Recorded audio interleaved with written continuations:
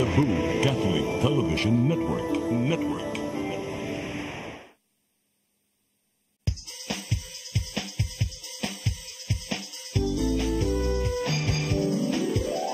Hello Cebu, maayong buntag.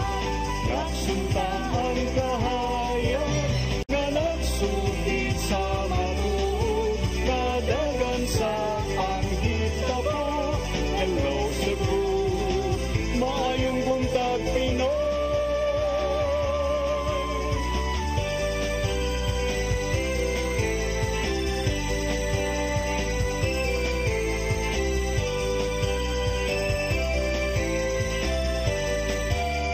Ang katutulungan sa mga katahan.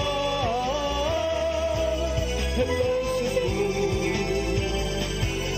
hello Cebu, maayong buntag Pinoy. Maayong buntag Pinoy. Maayong buntag Pinoy. Hello Cebu, maayong buntag Pinoy, adlaw karong Martes, pizza 15 sa buwan sa Oktubre 2024. Sangan sa akong partner nga si Attorney John Destacamento. Ako yung alagad sa kahanginan Malu, Inocando, Tabar. Ubanik ko hangtod sa alas 9 karong buntaga sa itong programang Hello Cebu, maayong buntag Pinoy. At usang ipadangat kining ato ang latest weather update. Ikas pag-asa Mactan, Sir Jomar Eclarino, good morning. Yes ma'am, good morning sa tanan ug sa tanan tigpaminaw kini to latest weather update karong adlaw. Easterlies or init na hangin gikan sa dagat Pasipiko nakaapekto silangan bahin sa Luzon ug sa Visayas. Atong weather conditions sa Visayas lakip na ang probinsya sa Cebu. Makasinati generally for weather init ug medyo igag na panahon. Gawas ini na mga patak-patak ng mga pagulan ug kani mga localized na mga pagpangilat o pagpanugbog. Padayon ta mag-monitor sa tumag-i-issue ng mga thunderstorm advisories. Nga ito na sa kasarangan ang hangin masinati sa Visayas ug kadagatan malinawan nga ito na sa kasarangan ang pagbalod. Temperatura sa Cebu 26 to 32 degrees Celsius. Ari adlaw mo salop alas 5:27 sa hapon. Ang dagat mo tao binya alas 9:05 sa buntag muna sa alas 13:58 sa hapon. Philippine Standard Time alas 8:03 sa buntag. Gikan diri sa Mactan Pag-asa Visayas, DOST Jomar Eclarino. Sir Jomar. Yes ma'am, good morning. Hi, good morning Sir Jomar. Kanang atong mga umaabot ng mga adlaw sir, kumusta man sad wa ba tay mga possible weather disturbances nga gi-anticipate? So far within this week, so until 20, wala tayong expected na possible formation ng bagyo o LPA makapit sa pagnaso. So generally for weather ta, medyo taas ang chance kini mga localized thunderstorms. But in general, maayo ang tempo ng panahon. Okay, that's good to know. Thank you Sir Jomar. Okay, sa payan ma'am, salamat, good morning. Daghang salamat Sir Jomar Eclarino ug maayong buntag yung tanan dinas Pag-asa Mactan. Karon arita sa ato ang front pages sa mga pamantalaang lokal ug nasyonal atong sugdan sa Sunstar Daily. Sa Sunstar Daily, 120 barangay workers unpaid for 10 months. Sa Super Balita sa Sunstar, 17 anyos na palgang patay na.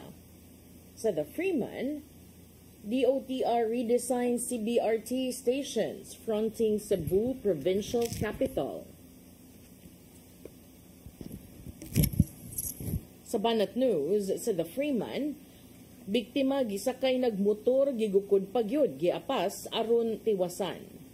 Sa Philippine Daily Inquirer, Bersamin says Philippines won't work with ICC on extrajudicial killings probe.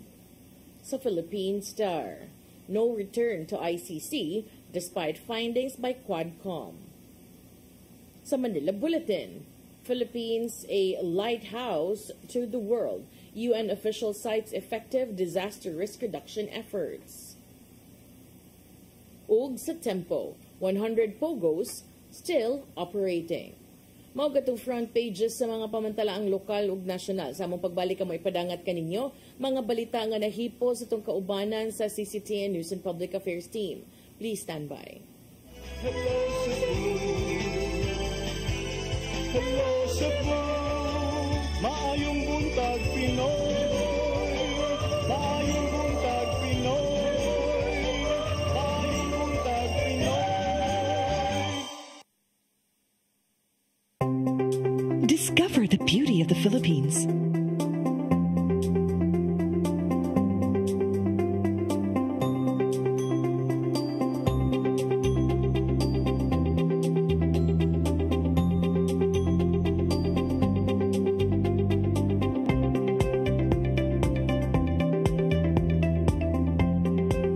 With Philippine Airlines, the country's flag carrier.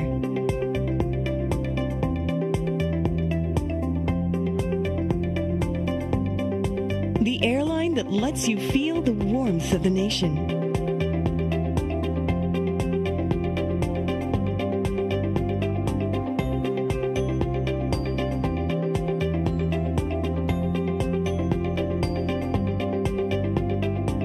Mabuhay!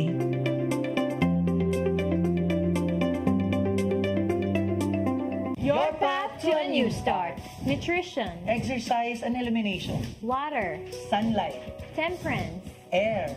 rest and recreation. And most of all, Trust in God. Learn from our doctors. Be blessed by the testimonies of our overcomers.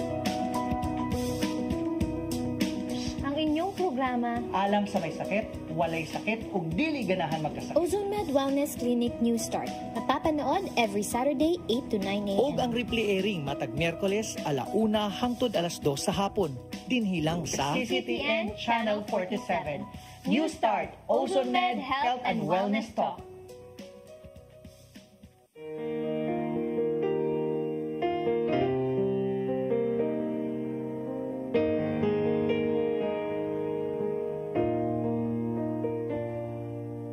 Heal me, O Lord, and I will be healed. Save me, and I will be saved.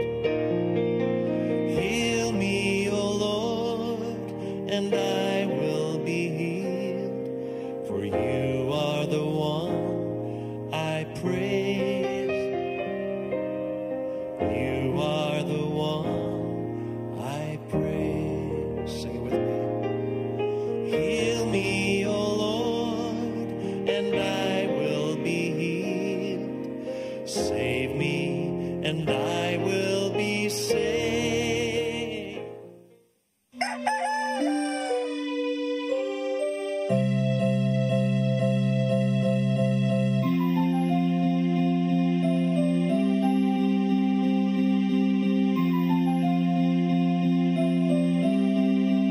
Wala na dita, ma! Palud, ma!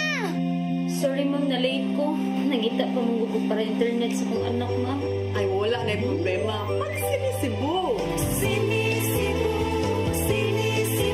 For your internet connection, And for the signal of your cable TV.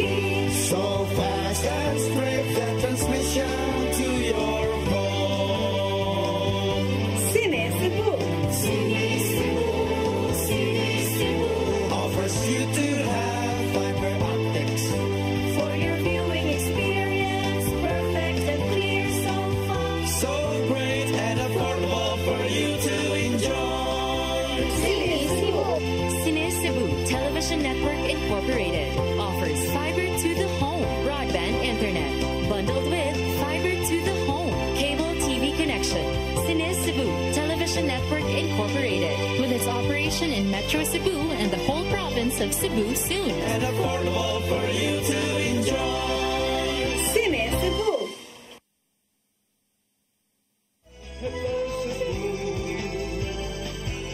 Hello Cebu, maayong buntag Pinoy. Maayong buntag Pinoy. Maayong buntag Pinoy. Balik sa Hello Cebu, may buntag Pinoy ug karon sa atong mga balita. Nagunas ng mga balita karong buntaga, Police Regional Office 7 nangandam na usab sa seguridad sa Kalag-Kalag karong umaabot Nobyembre 1 ug Nobyembre 2. Tanang City ug Provincial Director sa Kapulisan gimanduan nga hatagan ug seguridad ang mga menteryo nga dayuhon sa daghang mga tao. Ang kasayuran ihatod ni Arnold Bustamante. Nagsugod na sa pagpangandam ang kapulisan sa Central Visayas alang sa hugot nga pagpatuman sa seguridad sa mga minteryo atol sa adlaw sa mga Santos ug Galag karong Nobyembre 1 ug 2. Mato ni Police Lieutenant Colonel Jerday Spilare, spokesperson ni Police Brigadier General Antonio Merin, hepe sa kapulisan sa Central Visayas, kailan nga naila ang mga samang dugukunon sa mga tao. Kining mga minteryo mao ilang patutukan sa deployment sa mga police personnel sa matag lungsod ug syudad sa Region 7. Kung unsa man ang ilang gipatuman adtong niaging tuig nga nahimong malampuson seguridad mao usab ang ilang himuon karon ug ilalang kini nga palambuon kuno sa ilang nakita nga problema. Yes, no, Police Regional Office 7 is starting for the preparation of the security provision for the Kalag-Kalag 2024. Now, as we all know, this is an annual activity and we have already a security coverage in place for this one. Kabalo naman tagpila kabuk sementeryo, kabalo na tagunsa nga mga sementeryo ang usually daghang tawo, kabalo tagon sa mga sementeryo ang isolated na natay naka in place nga security preparations diya since years past. But of course, kay naa man gyud peculiarities every year, we will conduct a reassessment kung kinahanglan bang maghimo og adjustment. But the assurance that we want to give the people of Central Visayas, we will make sure that we will have a safe, secure and solemn observance of Kalag-Kalag 2024 with your help. Kaadlaw sa lipang Nobyembre 1, 2024, isa ka na usab sa PNP nga alert status ikan sa normal nga na sa full alert. Gimando na matag City Provincial Directors nga magbutang og mga Police Assistance Desk sa matag samang sa ilang jurisdiksyon. Sa dakbay sa Sugbo, mohimo usab og inspeksyon ng Cebu City Police Office sa kapin 30 ka mga samang sa syudad sa pakigalayon sa simbahan ug sa lokal nga pangagamhanan. Mato ni Police Lieutenant Colonel Maria Teresa Makatangay, Deputy City Director for Operation sa Cebu City Police Office, nga sa naandan mo dagsa gyud ang mga tao sa mga minteryo panahon sa Nobyembre 1. Dindo na sila giilang nga samang nga may dugukunon sa mga tao nga may ilang patutukan sa deployment. The usual, no? We together with the local government unit are currently conducting inspections to these areas in order to come up with an appropriate deployment. And we know, as practiced before, na manguli gid ang mga tao, no, during that time, and mudagsa sila ani nga mga lugar ng mga cemeteries. Dunay template ang CCPO nga panahon sa dunay dagkong kalihukan sama sa Kalag-Kalag nga may ilang sundon sa paghatag sa seguridad. Wala makadawat og report ang kapulisan nga dunay hulga sa mga kalihukan, apan nalang klaro nga wala sila mo kumpiyansa. Arnold Bustamante, CCTV. Sa laing bahin, mga trabahante sa Barangay Umapad, syudad sa Mandaue, nipahigayon og protesta na nawagan ang mga trabahante nga mahatag na ang ilang sweldo nga moabot nag napulo ka buwan. Ang kasayuran ihatod ni Mary Rose Sagarino. Atubangan sa Barangay Hall sa Barangay Umapad sa syudad sa Mandaue, nag-display og mga placard ang mga apektadong trabahante sa barangay. Kini aron pag-awhag sa paghatag silang sweldo sud sa napuo ka buwan. Mukabat sa 120 ka mga empleyado, lakip na ang barangay tanod, clean and green personnel, lupon members ug drivers ang wala makadawat silang sweldo sukad Enero ning tuiga. So ni concur man sila sa August. Kaya sa ato pa yang i-clarify di ay nga kuan ang ako ang pag-appoint nila. Kaya concur man sila. So, why not na-release na muswildo sa January sa August? So, na legal opinion na nagyatag. Di man siya mubasa kay langay daw pag last Friday session na mo. Giingon nga si Barangay Konsehal Libertine Lumapas, ang chairperson sa Committee on Appropriations, ang wala mo pirma sa ilang payroll hinungdan dili maproseso ang ilang mga sweldo. Si Cortez niingon nga nipagawas na og statement ang Department of Interior and Local Government, din giingon nga mamahimong mahatagan og honorarium ang mga trabahante. Apan giaprobahan lang kuno ni Lumapas ang sweldo sa buwan sa Setyembre. Isabot ko nila in town kay grabe po ang ilang pag-antos karon ba. Imagine na mo 10 months na karon buwan na niya. September lang ang iyang permahan na payroll. Nagreklamo ang mga empleyado tungod kay napugol sila sa pagpangutang aron makalahutay silang inadlaw nga panginahanglanon. Mary Rose Sagarino, CCTN News. Sa laing bahin, Civil Aviation Conference gipahigayon sa Dakbayan sa Lapu-Lapu. Itambungan kini sa kapin 300 ka mga delegado ug Director Generals sa nagkadaiyang aviation industry sa Asia ug Pacific region.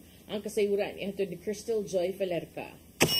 Nagtapok na usab karong adlaw ang kapin 300 ka mga delegado gikan sa nagkadayang aviation industry sa Asia ug Pacific Region alang sa gipahigayong 59th Directors General Civil Aviation Conference sa usa ka dakong hotel sa Dakbayan sa Lapu-Lapu.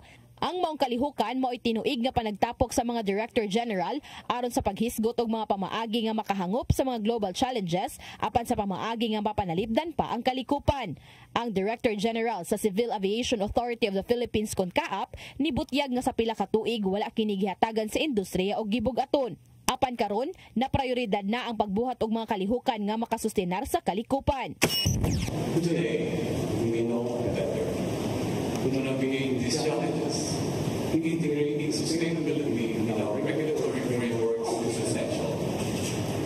We are proud to be one of the first ICAO member states in the region to voluntarily participate in the carbon offsetting and reduction scheme for international aviation.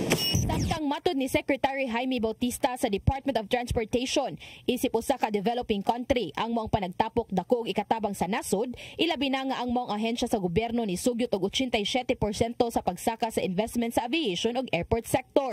Napakarami nating investment sa aviation sector, no? Especially mga airports, no? We have completed since June 2022, no? More than 50 airports have been improved, no? Also kasama din diyan yung mga ginagastos ng private sector, no? Yung privatization, the improvements that will be brought about by the privatization, kasama yan doon sa mga amount na binanggit natin. Karong tuiga mo ikaupat nga higayon nga gipahigayon sa nasod ang maong dakong kalihukan. O ikaduhang higayon na kini nga gipahigayon sa Sugbo, una na ni adtong tuig 2002 ato sa ika-39 nga tuig sa DGCA Conference. Crystal Joy Felerca, CCTN News. Samtang Halad Inasal Festival sa Dakbayan sa Talisay na himong mabulukon. Giauhag ni Mayor Samsam Gulyas ang mga tinunan nga manimba sa adlaw sa kapistahan karong adlaw. Ang kasayuran ay hatod ni Gia Navarro. Nahimong sadya ang Dakbayan sa Talisay niadtong Domingo tungod sa kasaulugan sa Halad Inasal Festival. Sa Lechon Food Park pa lang sa Barangay Poblasyon, nang laray na ang mga namaligya og inasal nga baboy sa ilang dapit. Natagamtaman sa mga namaligya og inasal nga nagkalagsik na pagbalik ang ilang panginabuhian. Sukad kini nga gipaluag ang mga restrictions sa pagpasulod sa mga binuhing baboy ilabi na gikan sa Negros Oriental. Mapalit sa tag 800 pesos ang matag kilo sa bantugang inasal nga baboy sa Dakbayan sa Talisay. Gisundan kini sa ka street dancing showdown dito sa Dumlog Access Road. Nagtigi ang 5 ka mga contingents nga naglangkob sa mga clustered barangay sa syudad. Starring silang pasundayag ang inasal nga baboy sa Talisay City nga mo'y gipasig garbo. Gipakapinan pa og halad nga sayaw ngadto sa ilang balaang patron nga si Santa Teresa de Avila. Hangtod nga nagpadayon ang panagtigi sa mga contingents sa ilang ritual showdown sa hawan nga bahin sa Talisay City Hall. Nakadaog sa ritual showdown og street dancing ang clustered contingent gikan sa Divino Amore National High School sa first place. Sa petsa 15, ang kapistahan sa Dakbayan sa Talisay maong suspendido ang klase, ilabi na sa mga pampublikong tunghaan. Gihangyo ni Mayor Gerard Anthony Samsam Gulyas ang mga tinunan nga manimba kuyog ang ilang pamilya. Elementary o high school, walay klase ang tanan ika-October 15. Pero muhangyo lang ko ninyo, hangyo ko ninyo, inig October 15, gamita ang panahon na mukuyog ni Mamag Papa muadto simbahan. Muadto ni Santa Teresa de Avila, magpasalamat sa tanang grasya o blessings na gihatag niya diri kanato. Okay ra? Padayon ni Noon ang mga kalingawan sa Dakbayan sa Talisay hangtod na sa adlaw sa ilang kapistahan. Gian Navarro, CCTN News. Sa atong katapusang balita, 5 ka kilo sa gituhuang shabu nga nagkantidad og 34 milyones ka pesos nasakmit sa Philippine Drug Enforcement Agency gikan sa usa ka babay sa Barangay Careta sa siyudad sa Sugbo niadtong Biyernes sa gabi. Ang operasyon giingong konektado sa dakop dito sa Bohol niadtong Septembre niining tuiga. ang kasayuran. Ihatod ni Crystal Joy Pelerca. Moabot sa 5 ka kilo sa gituhang shabu ang nasakmit sa mga sakop sa Philippine Drug Enforcement Agency 7 ato sa gilusad nga bypass operation sa Cocalyong Street, Barangay Careta sa Dakbayan sa Sugbo, alas 3 sa hapon ni adtong Biyernes. Ang suspetsado giila si Maria Christine Gonzalez Abarquez, 51, residente sa Barangay Kugon sa syudad sa Sugbo. Nakuha gikan kaniya ang dagkong putos sa gituhang shabu nga motimbang sa 3 kilos nga adunay estimated average market value nga 34 million pesos. Matod ni Leia Alcantara, ang information officer sa PDEA 7, nga 3 ka semana nilang gipaubos sa case build-up si Abarquez. Human madawat ang impormasyon nga namaligya kinig dinaghan nga supply sa illegal nga drogas. Gingong makabaligya kinig 5 ka kilo matag semana. Ang iyang area of distribution mao ang Metro Cebu, sama sa Mandaue, Lapu-Lapu ug Dakbayan sa Sugbo. Wala muluwat sa iyang pamahayag ang suspetsado sa dihang gisuwayan pagkuha sa iyang habig. Apan niadtong tuig 2016, nadakpan na sa kapulisan si Abarquez sa kaso gihapon sa illegal nga drogas. Dugang ni Alcantara nga konektado sa dakop sa Barangay Dampas, Tagbilaran City niadtong Septyembre 9, 2024 ang maong dakop. Gidugang niya nga ang maong gidaghanon sa illegal nga drogas gikan matud pa kini sa National Capital Region kon NCR ug gipalusot dinhi sa Sugbo. Migawas ang iyang pangalan human nadakpan si Robert Tiro, 42 anyos nga taga Tagbilaran City, lalawigan sa Bohol niadtong Septyembre 9, 2024. Diin siya matud pa ang supplier sa nakuhang 5 ka kilos kaniya nga dunay standard drug price nga 34 million. Gipang subay na karon sa intelligence unit sa PDEA 7 ang koneksyon ni Abarquez, pinaagi sa paghiling sa iyang cellphone ug kinsa usab ang iyang contact dinhi sa Central Visayas. Crystal Joy Pelerca, CCTN News.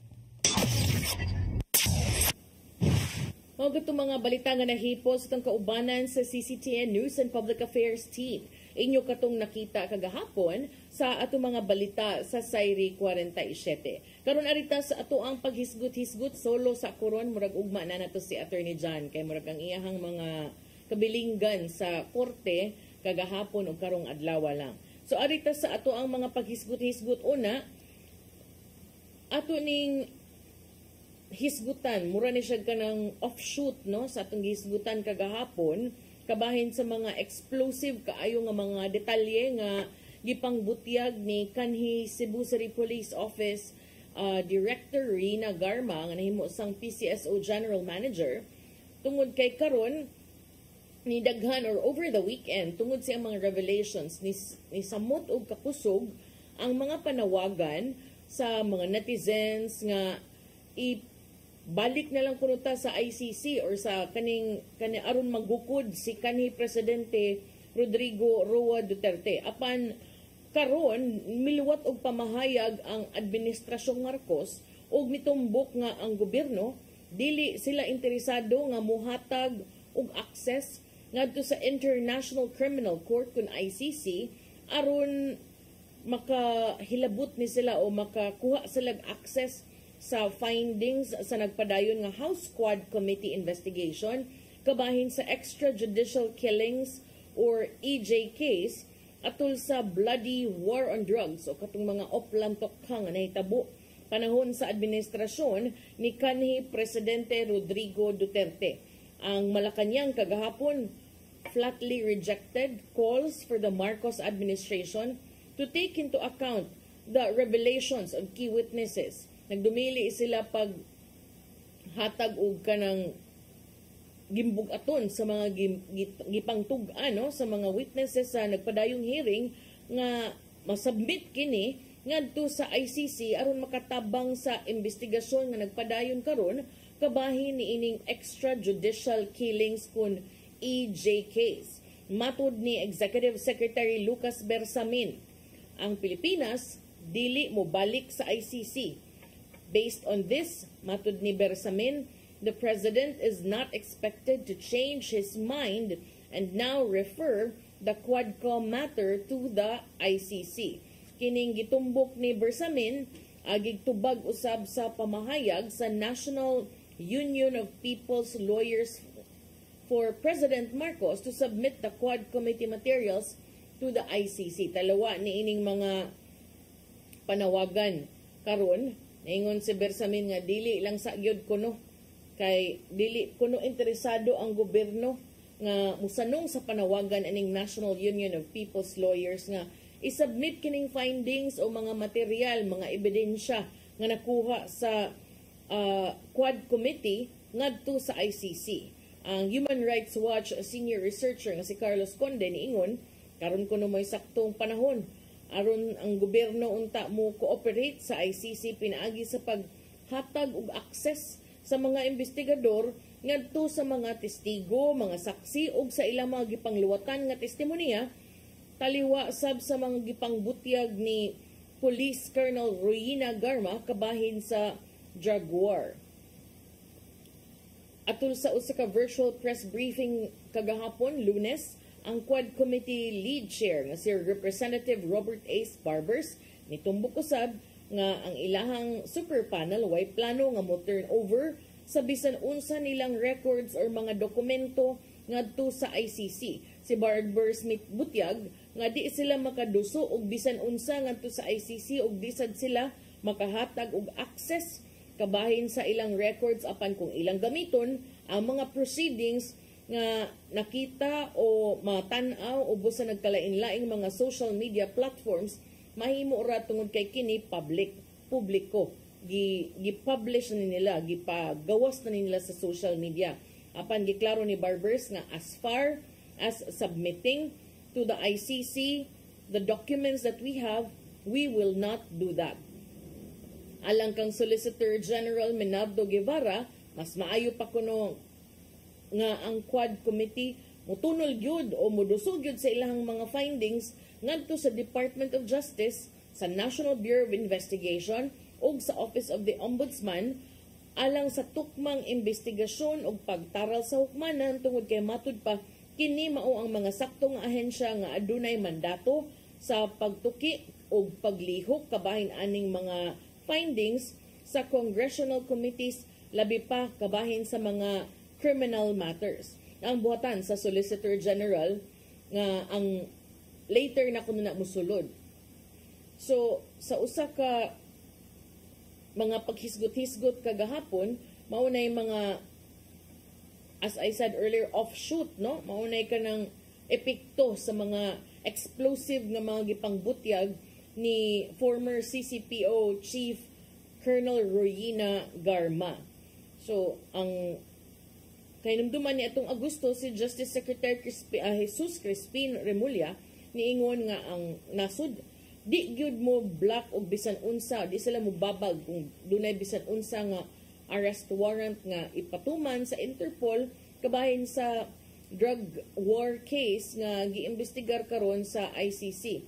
Matud niya, wa sila'y commitment sa ICC apan duna sila'y commitment with the Interpol. Apan sama sa atong nadunggan kaganina, wala say plano ang Quad Committee nga sila gyud mangusog ug muduso niining maong mga dokumento, ebidensya, mga testigos ngadto sa ICC alang sab niining maong kaso. Okay, balik ta karong taud-taud alang sa dugang paghisgot-hisgot. Please stand by. Hello Cebu, maayong buntag Pinoy. Maayong buntag Pinoy. Maayong buntag Pinoy. Discover the beauty of the Philippines.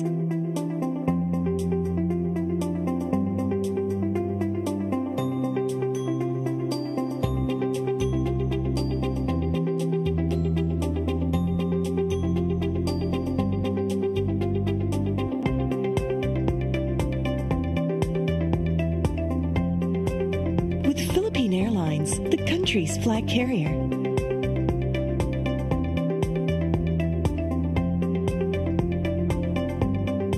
The airline that lets you feel the warmth of the nation.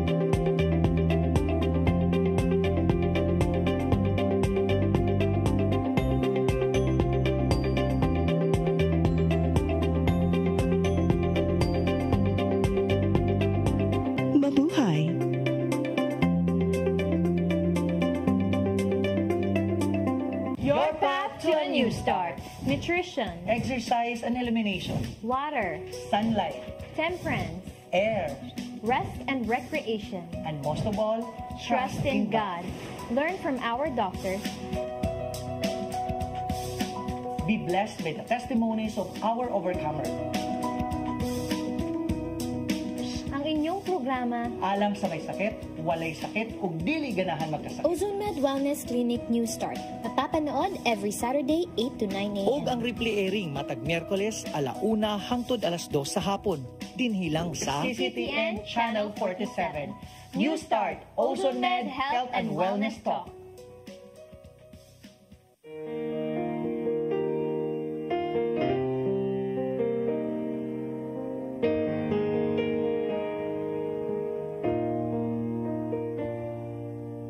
Heal me, O Lord, and I will be healed.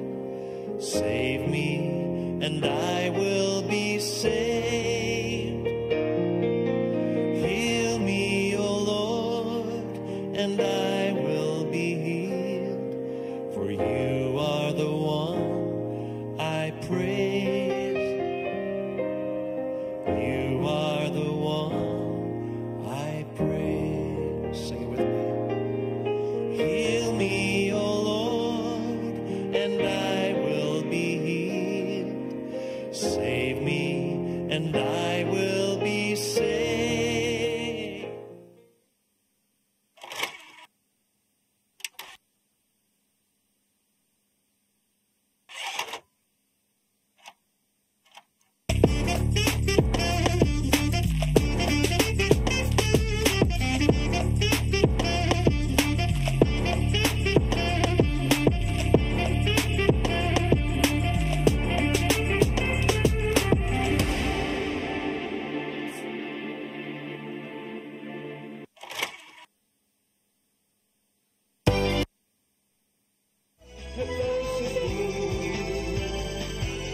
Hello Cebu, maayong buntag Pinoy.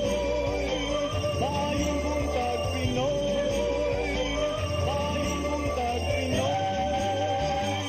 Balik sa Hello Cebu, may buntag Pinoy, arita sa pagpadayon sa atong mga paghisgot-hisgot, doon na say development ang development ba kay tawagan na say development ang ang Cebu Bus Rapid Transit ambot og sa plano kanus agi ni mahuman, pero ang tumong kuno aning maong bag-ong development mao ang paglikay sa dugang pagkalangan.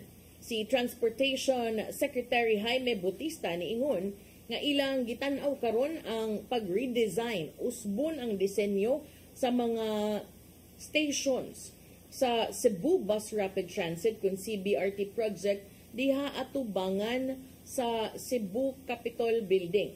Si Secretary Bautista sa usa ka interview kagahapon isip kabahin usab sa iyang pagtambong sa Conference of Director General sa Civil Aviation nga katong gi-report kaganina ni I think ni Cristel Joy Felerca kung wa ko nasayop. Niingon si Secretary Bautista ato sa maong interview nga ilahang usbo na lang ang design kay doon na kunoy usa ka bahin nga maoy nakaingon nga nakasango gamay or nagka-problema des atubangan sa Capitol.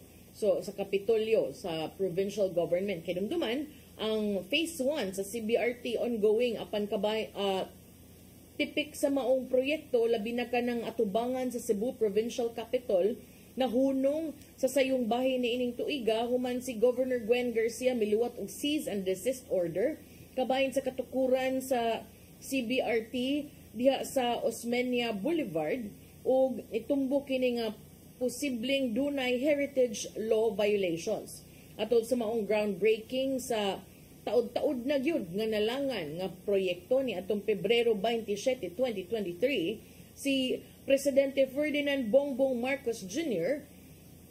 gusto nga buksan o himuong partly operational ang BRT sa Disyembre sa susamang tuig isip regalo unta sa mga Sugbuanon apan pipila ka mga sango kabahin sa construction permits, pagtangtang sa skywalk, kontrata sa Chinese na contractor nga mao ang Hunan Road and Bridge Construction Group mao'y nakalangan sa construction work from going full blast.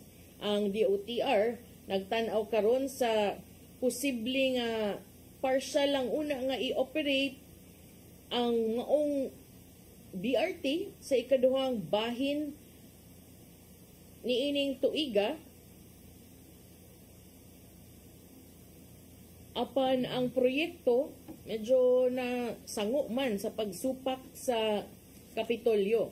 Dunay usa ka bahin sa iyang giingon nga katong nasango tungod sa katong nahitabo usab nga development ni Governor Gwen Garcia ug kanhi mayor or suspended mayor, dismissed mayor, I don't know unsa na yung proper term karon nga si Mayor Michael Rama. Apan ang solusyon ani ni Secretary Bautista nga i-redesign na lang. Apan giklaro ni Secretary Bautista nga bisan pa man sa plano nga pag-redesign siya malaumon nga ang phase 1 mahuman ni ining tuiga tungod kay ang kontraktor ni focus naman sa ubang bahin sa phase 1. Matud ni Secretary Bautista, actually matatapos na yung phase 1. It will be operational within the year, yung phase 1. Pero even with the redesigning, we will be able to start operations. Kini mo gikumpirmar ni Bautista, kaliwa sab sa national reports nga nang gawas nga ang DOTR, nagsugod na pagbukas sa bidding sa phase 2 and phase 3 sa maong proyekto.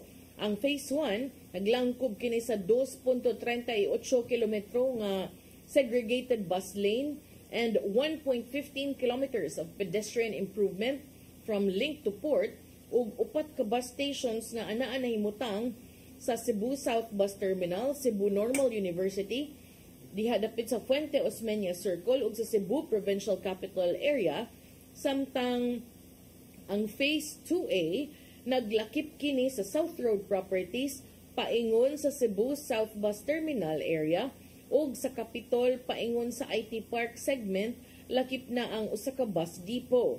Samtang sa phase 3A naglakip kinig mga bus stops along Mambaling to Talisay, SRP to Talisay, IT Park to Talamban ug usa ka feeder bus terminal.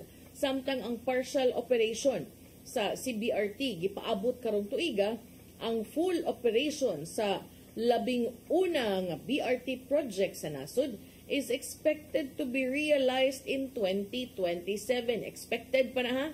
To be realized in 2027. Murag as I kept saying before, murag taud-taud na gud ang taon ni ang BRT kay murag taud-taud naman kung kapitan, murag more than kapin usa ka dekada na, more than a decade na nilabay human nasugdan unya. I hope no nga dili sad maghuwat og usa pa ka dekada una mahuman kining maong mga proyekto. Ginaot unta nga kanang di na kaayo grabe ang kahasol, but of course we will be expecting inconveniences, no, especially inigabot sa daani sa phase 2 and phase 3 of the project. Kay phase 2 katong gihisgutan to kanina diha dapit biya nag SRP, no, medyo tapik-tapik na nadaan nga wa pay road works, so samot na unya inignaan na yung mga trabahoon. Unya ang phase 3 maglakip na gyud sa IT Park paingon sa Talamban, so syempre kabaw naman tag paingon tag Bantal area na sa traffic din ang dapita. So sige lang, para nako agwanta lang tagamay, basta di lang sa in town malangay. So hopefully no mahuma na kay murag ubay-ubay na gyud taud-taud na gyud tang nagpaabot sa aning maong proyektuha in town. Unya aritas dugang paghisgot-hisgot gikas BRT layat na sad ta. Ari na sad ta sa dugang nga mga hisgutanan kabahin na sad niining umaabot na sad nga kalag-kalag. Kay ang Cebu City Government ubos sa pagduma karon ni Cebu City Mayor naman gyud ni siya, no, kay nanumpa naman gyud siya nga muhulip ni dismissed Mayor Michael Rama. So karon nga nagkaduol ang kalag-kalag ko ana lang October 15 man ron, so mga 15 days, sakto half a month. Nagkaduol ang adlaw sa paghinumdom usab sa ato ang mga mitaliwan ng mga mahal sa kinabuhi.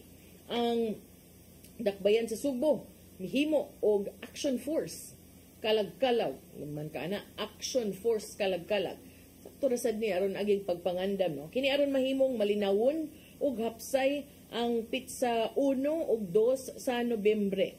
Si Cebu City Mayor Raymond Alvin Garcia mibutyag ato sa press conference kagahapon, Oktubre 14, nga ang Action Force maglakip sa Department of Public Services alang sa kalimpyo, peace and order program sa seguridad, Cebu City Transportation Office sa pagdumala sa trapiko, City Health Department ug ang City Disaster Risk Reduction and Management Office aron sa pagtubag sa emerhensya. Ang Metropolitan Cebu Water District, amigo na sila, migo na ang Cebu City Government ug ang MCWD. Metropolitan Cebu City Water District apil aning maong task force alang sad sa supply sa tubig matag sementeryo. Ang BECO aron pagdumala sa mga brownout, ang Philippine National Police nga moy mga administrador sa mga sementeryo ug mga kapitan sa mga barangay nga dunay mga sementeryo, dunay mga menteryo.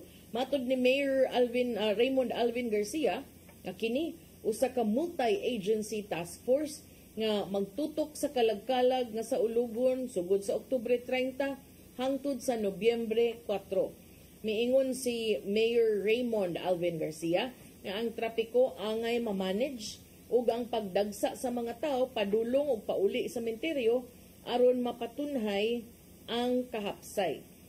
Matod ni Mayor Raymond Alvin Garcia, mahadlok ba taning maghuot, simbako ug adunay stampede ang tanang lakang kinahanglang buhaton aron malikayan ang bisan unsang dili maayo nga panghitabo. Sumala pa ni Garcia nga ang pagbahin-bahin sa mga lugar alang sa mga magbaligya, ang mga administrador sa sementeryo ang magbuot kung asa sila ipahimutang. Nga naman kunong Action Force, gipili ni Mayor Raymond Alvin Garcia nga tawgon kini nga Action Force, inay nga task force, tungod kay nagtuo siya nga kinahanglang mas labaw pa kini sa usa lamang kabuluhaton lami asad pagkasulti. Sa mga diferensya, task force, tahas, action, lihok. Kay mo sad gud niyang kuan-kuan gud si tawagan na tagline ba action agad. Resulta ang garantiya. Eleksyon na gida.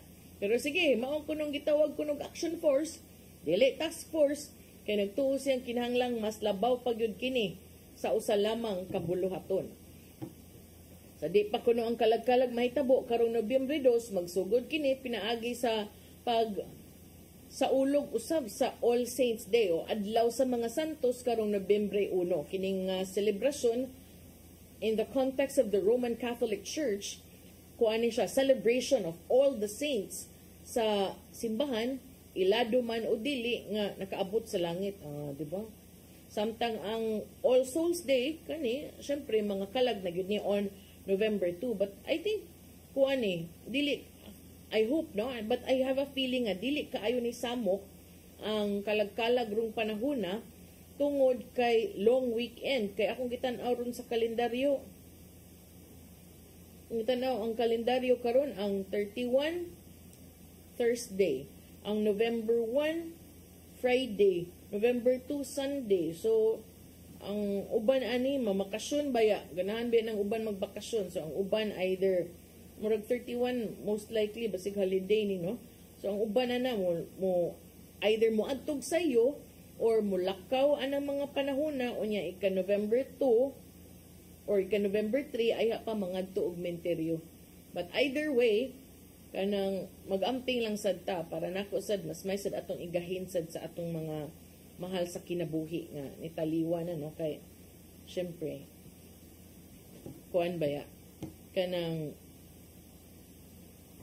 ilahasad ning panahon, ilahasad ning adlaw.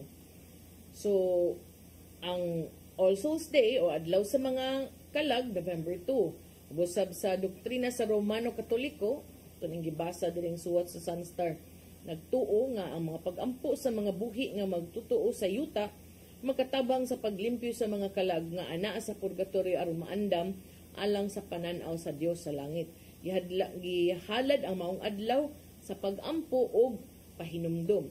Kasagaran ang mga misa requiem gihimo sa mga menteryo Di na mga tao magkatigom aron magampo alang sa mga minahal sa kinabuhi nga nangamatay. Unya subay sad sa report kaganina ni Arnold Bustamante, ang atong kapulisan nangandam na sad para sa ato ang All Souls Day and All Saints Day 2024. Atong mga kapulisan mo gyud ni kanang kuan gyud mag-andam gyud ani unya sila gyud mo matud pa ni Mayor Raymond Alvin Garcia, sila mo administrador. So dinhi sa Cebu kay Baubanta nga daghan kaayo nig mga menteryo dinhi. So ang Central Visayas dinis atua sa tuang kapulisan, ang Police Regional Office sa tibuok gid ni nga Central Visayas ni mando na sa mga provincial commanders sa pag-andam sa ilang security measures.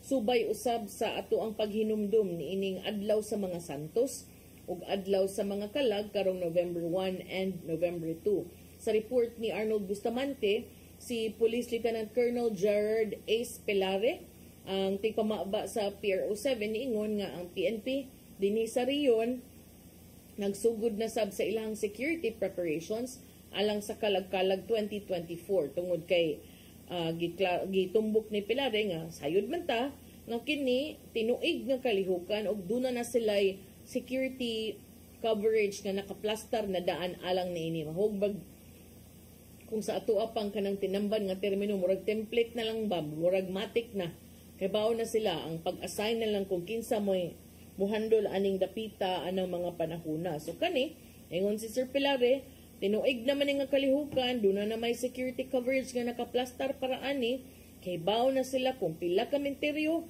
o kay bao na sila kung unsa nga mga menteryo ang dugukon kaayo sa mga tao, o unsa sad ang mga menteryo nga mga medyo mingaw. So karon gipaabot sa PNP nga ipasaka niya ang alert status gikan sa normal to full alert, pipila ka adlaw sa di pa ang maong kasaulugan o paghinumdum. Ang atong kapulisan mo focus usab sa mga magsilbing giya nila ang mga milabay nga mga kalihukan sa subay sa kalag-kalag o gamiton kini nilang giya aron pagsusi kung unsa pa gikinahanglan in terms of security adjustments. Si Pelare sa iyang bahin may pasalig sa publiko nga ilahang paningkamutan nga mapatuman ang luwas ug secure ug solemn nga observance of kalag-kalag 2024. Si PRO7 Chief Brigadier General Anthony Abirin mimando sa tanan nga mga provincial commanders nga pagsiguro nga aduna gyoy help desk nga ibutang sa matag menteryo sa ilahang jurisdiction. So help desk katong gipakita kaгаninang Rodel mao tong kada menteryo pabutangan jud ni General Abirin og help desk. Unya na pamtay gamayng oras ato sa ning tukion bi kaning layat na sa tadelha pinaspasay ning atuaran bitaw ato sa ning isgutan bi kay murag lahi maning kaning luoy ba kaning mga empleyado sa umapad kabahin aning waing taw na sweldohan akong gitan-aw ilang kaning nagprotesta gani del tong report ni Mary Rose Sagarino kaganina gibutang man gud dito na akong gitan-aw ilang mga gipang paskin ngadto sa barangay hall ba ni dapit justisya kuno nga sa mga tao nga nagserbisyo sa taas na ang panahon og pailog dili na makiangayon ang inyong binuhatan na po nakabuan kaming gaantos tungod lang sa pamulitika husto na ang pamulitika ang uban na di na maklaro. So mga trabahante sa barangay dinhas barangay umapad o kani mas klaro pa day imuha dal imong video imong picture dal ang mga trabahante sa barangay nanawagan og hustisya sa ilahang mga sweldo kuno wa paghihatag sa milabayng napulo ka buwan human usab sa pagdumili sa committee chairperson on finance nga mo process sa ilang payroll tungod kay wa kuno nakasubmit pipila ka mga requirements. Kapin sa usa ka gatos ka mga empleyado sa barangay Umapad, Mandawi City ang may pahigayon og silent protest dito sa barangay hall aron manawagan sa pagbayad na sa ilahang mga sweldo nga hapit na gyud mo abot og sa katuig na po kabuan ng sweldo nganong pugngan man ninyo. So kining mga 120 ka mga barangay employee, lakip na tanod, clean and green personnel, lupon members, drivers, nakakuha ni ron, na on hold ni ron kay ang barangay finance committee chairperson dili mo pirma sa payroll. Matud ni umapad barangay captain Reb Cortez yan tong Lunes kagahapon, Oktubre 14. Lahi na day ni ron, ang konsihal day mas gamahanan pa day ni kapitan ron. Ang tinugdan ining maong issue na ako no sa head sa Committee on Appropriations nga si Barangay Councilor Libertine Lumapas kinsa di mo pirma nagdumili pagpirma sa payroll sukad pa ni adtong Enero. Kini bisan pa man kung ang Department of Interior and Local Government kundi LG 7 niluwat na og kamanduan nga iparelease ang honorarium apan ang sweldo ra pagbuwan sa Septembre mao'y naaprubahan. Matod ni Cortez, ni Kapitan Reb Cortez, ang legal opinion sa DILG nagtumbok nga ang mga trabahante nga dunay temporaryo nga appointment entitled na makadawat sa ilang honoraria. Apan si Lumapas mi-dismiss ni ini ug may resulta kini sa dugang pangkalangan tungod kay duna na sa siya gipangayo nga dugang mga dokumento. Matod ni Cortez nga ang DILG nagmando nga ang mga honorarium ni ining maong mga trabahante ma-release by October 10. Apan unsa naman ron 50 naman lapas na. Pero adto ra gyud ko nung September nga honorarium ang giaprubahan ni Lumapas. Ang legal opinion base sa Section 4 sa DILG Memorandum Circular 2002-150-150 nagtugod sa mga appointees nga mutuman sa ilang mga gimbuhaton bisan ug ang ilang mga appointments naghuwat pag official concurrence. Itumbok nini ang mga trabahante nga dunay mga gipanghuptan nga temporary appointments entitled to their honoraria. Ang opinion sa DILG nagtumbok that pending compliance with the condition of concurrence, the appointee and the exigency of public service shall be allowed to discharge and perform the powers, duties, and responsibilities pertaining to the office and shall be considered to be holding a temporary appointment.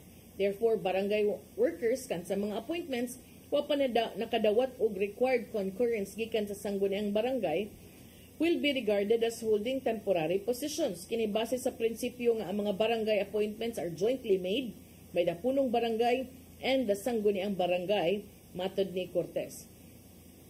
In the interest of public service, ang mga trabahante kitugutan nga makapahigayon sa ilang mga gimbuhaton, matod ni Cortez kaniyang kapitan ni apa na complicate tungod sa mga personal o mga political nga mga hinungdan matud pa kay kauban day ni kaniadto mura na tag marites ani kay kini day kuno Lumapas og si Cortez kauban kuno ni adto pero nagawas ang tensyon human ang bana ni Lumapas na building atong Cortez sa milabay nga barangay election sis unsa naman ta ni kapait niya luoy kayo atong mga trabahante ang tensyon matud pa ni reach na og breaking point unya ang kining grabe na kayang kalangan sa ilang mga sweldo, grabe nag-epekto. 5 ka mga empleyado ni biya na sa ilang trabaho kay di na kaagwanta kinsagot kay ganahan mo trabaho anang way sweldo napo kabuan unsa taani ka nang di pud madaw ang uban kuno nagkautang-utang na nagkalisod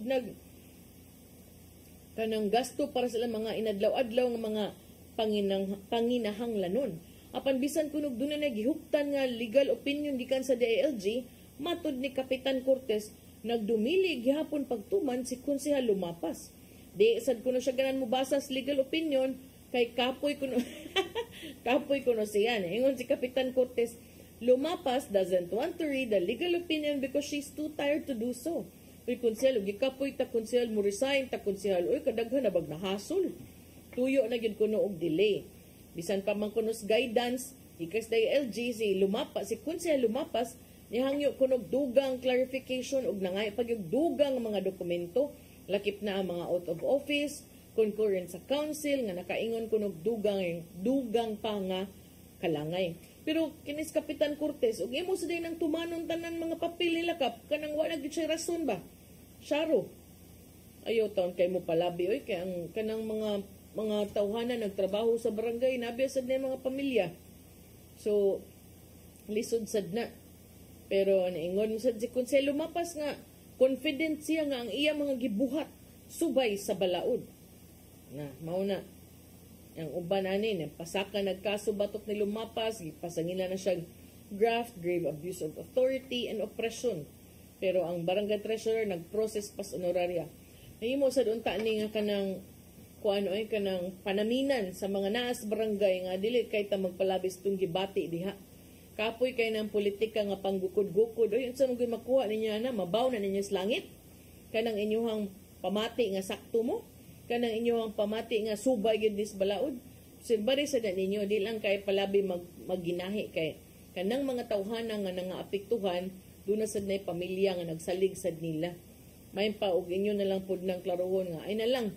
Way na lay trabahante ang barangay. Ang manilhig diha si Kapitan Cortez na lang og si Konselo Mapas kamong duha man maway nagtigi na among manang mga inosente la kamoy panilhig diha, kamoy drive ug na emergency, kamong duha kolektas basura para kamo na lang aron di pud luoy ang pamilya anang mga naapektuhan anang inyong panagburoka dinha. Onya wa nam tay oras ato ipadangat ang giandam ni Tatay Dodong ani ang pulong kinabuhi.